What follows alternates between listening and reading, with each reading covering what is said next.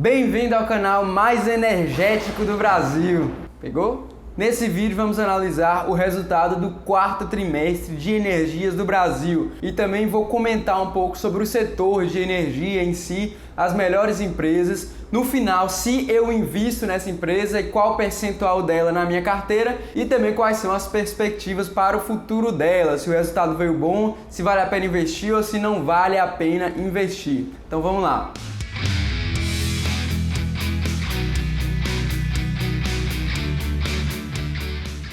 Mas antes, como sempre, deixa seu like, se inscreve aí no canal e bota aí nos comentários qual a melhor ação do setor de energia para você. Temos ótimas empresas, mas eu quero saber qual a melhor para você, tá? Lembrando, o vídeo todas as terças, quintas e domingos e a gente está fazendo análise de resultado das melhores empresas da bolsa do quarto trimestre de 2020. Então ativa o sininho e fica de olho. Bom, sem mais enrolação, então vamos falar da Energias do Brasil, ou EDP, que já havia apresentado um resultado bom no último trimestre. Vou deixar o card aqui se você quiser dar uma olhada no vídeo. E vamos começar com alguns números apresentados aqui. Ela fechou o ano de 2020 com 1,5 bilhão de lucro líquido, uma dívida líquida de 6 bilhões, um EBITDA de 3,3 bilhões de reais, um valor de mercado de quase 12 bilhões de reais. Antes de ir para os indicadores financeiros ali da empresa, vamos dar uma olhada no operacional da EDP, em como está distribuída. A gente tem aí 44% da energia dela sendo distribuída para o setor industrial, 26% residencial, 16% comercial, 4% do rural, 2% concessionárias e 8% em outros. E nesse quarto trimestre de 2020,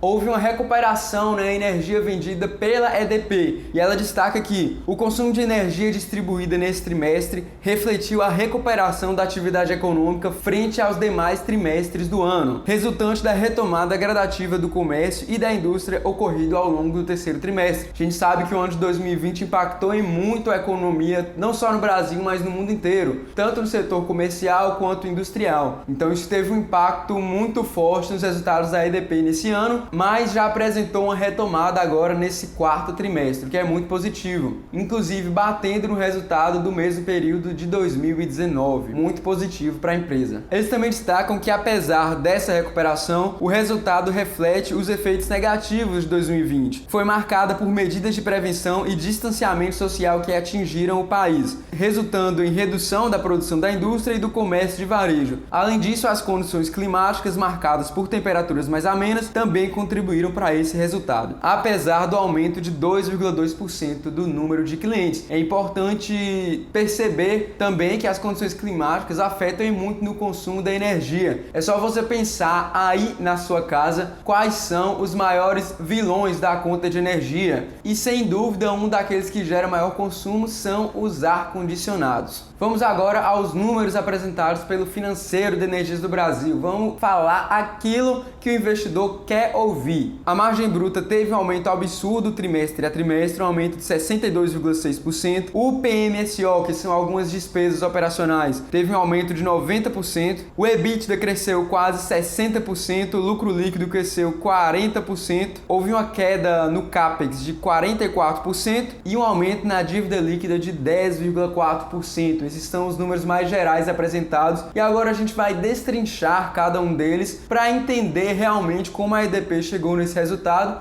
e o que a gente pode tirar dessa apresentação para os próximos períodos. Começando aqui pela margem bruta, que houve um aumento de 62%, um aumento muito grande. E esse resultado se originou principalmente de uma repactuação do risco hidrológico, com a nova lei que foi aprovada aí em dezembro, entrando em vigor. E só isso contabilizou para o caixa da EDP quase 390 milhões de reais. Eles inclusive ressaltam aqui que se fosse excluído esse efeito, a margem bruta reduziria 6,1% em função de uma menor alocação de energia no trimestre. Também impactaram nesse resultado um aumento na comercialização, um aumento na distribuição e uma pequena redução na transmissão de energia. Então a gente vê que por mais que tenha sido um aumento muito grande na margem bruta, é algo que não se deve esperar para os próximos trimestres. O EBITDA chegou a 1,4 bilhão no trimestre e 3,4 bilhões no ano, o que comparando trimestre a trimestre foi um aumento de 60% e ano a ano 16%. Então foi um resultado muito positivo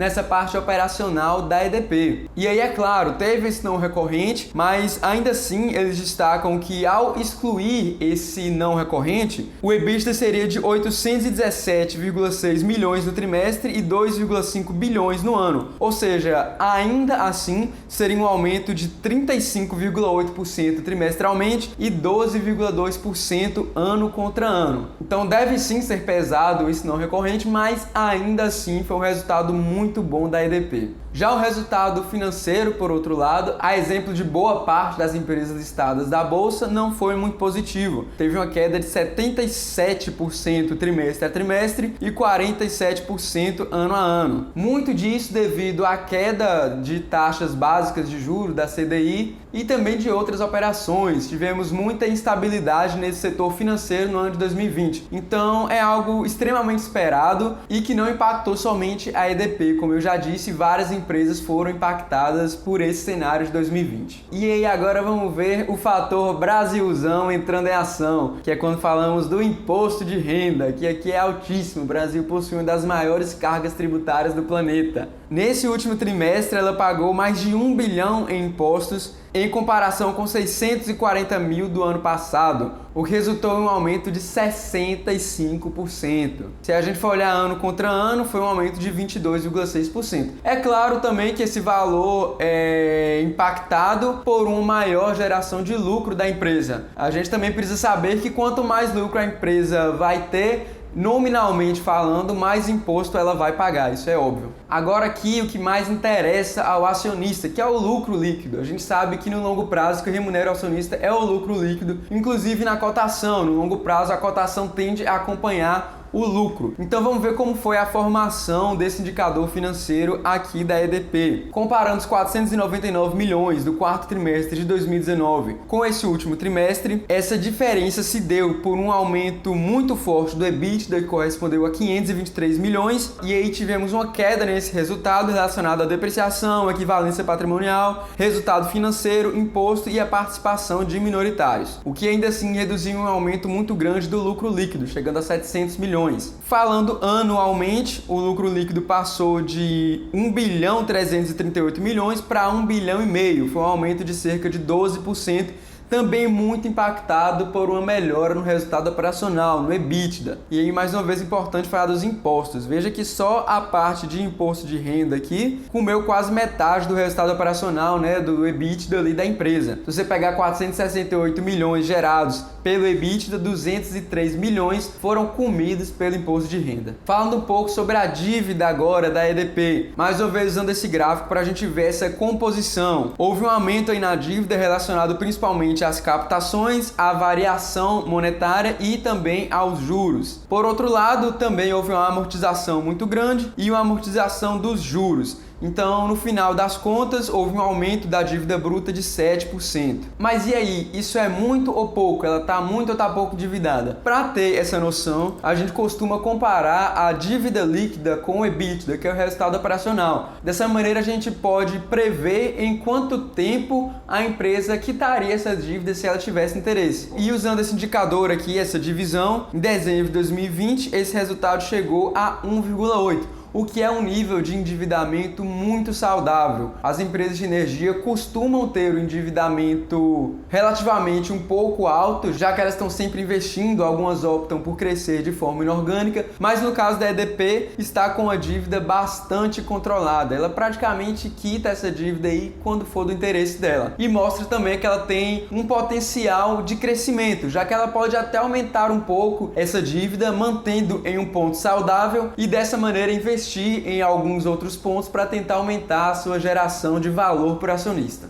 Então esses foram os principais pontos do resultado apresentado pela EDP, mas e agora? Bom, no frigir dos ovos foi um resultado muito positivo mesmo dessa empresa. É importante que o acionista tenha em mente que houve não recorrente muito grande, que impactou sim nos resultados, mas como foi apresentado, mesmo se a gente desconsiderasse esse efeito, ainda assim seria um resultado muito positivo em um ano muito negativo. Então a administração da EDP e os seus resultados operacionais se saíram muito muito bem nesse ano, na minha visão. Sem falar que é uma empresa muito consolidada, ela é uma holding ali que atua em comercialização e distribuição de energia, atua em diversos estados do país, é na verdade um braço da EDP, que é Energias de Portugal, e principalmente uma empresa que já tem bastante tempo de mercado, e se você pesquisar o histórico de lucro da empresa, o último prejuízo que ela apresentou foi lá em 2003. Então é uma empresa bastante sólida, bastante consolidada e em um setor que é muito forte, principalmente aqui no Brasil. O setor de energia costuma ter uma geração de caixa muito previsível. Além disso, outro ponto que eu gosto sempre de tocar está relacionado ao tipo de energia que é gerada aqui no nosso país. Possuímos recursos hidrológicos muito fortes, muito abundantes aqui no Brasil. E sendo uma forma de energia extremamente limpa, é algo que as empresas conseguem se aproveitar bastante aqui sem afetar o meio ambiente. É claro que existem alguns impactos, principalmente sociais, ligados à construção de uma usina hidrelétrica, mas nem se compara a, por exemplo, uma usina nuclear, a termoelétricas ou outras formas de geração de energia que são mais comuns em outros países. Então aqui no Brasil a gente está muito bem servido no quesito energia. Mas e aí, vale a pena investir ou não vale a pena investir? Bom, por todos os fatores que eu apresentei durante esse vídeo, você já deve perceber que a minha opinião é que vale sim a pena investir nessa empresa. Na minha opinião, tá ali no top 3 empresas do setor de energia da Bolsa Brasileira, junto com Engie e com Equatorial. Cada um atua em um segmento um pouco diferente, mas na minha opinião, são 3 empresas espetaculares, eu invisto nas 3. Hoje a Energias do Brasil compõe 4,3% do meu capital na Bolsa de Valores. É claro, sempre lembrando que isso não é uma recomendação de compra. Eu sugiro que você estude mais a empresa antes de decidir aonde você vai colocar o capital. Afinal de contas, se você ganhar ou se você perder dinheiro, a responsabilidade é sua. Então não jogue essa responsabilidade para outra pessoa. Mas você pode usar esse vídeo como uma inspiração para tomar sua própria decisão aí. E pelo vídeo de hoje é isso. Não esquece, deixa aí no comentário qual a melhor empresa do setor de energia na sua opinião. Quero saber. E também se inscreve, deixa o like, ativa o sininho de notificação. Semana que vem sai muita análise de resultado de empresa, então te espero lá.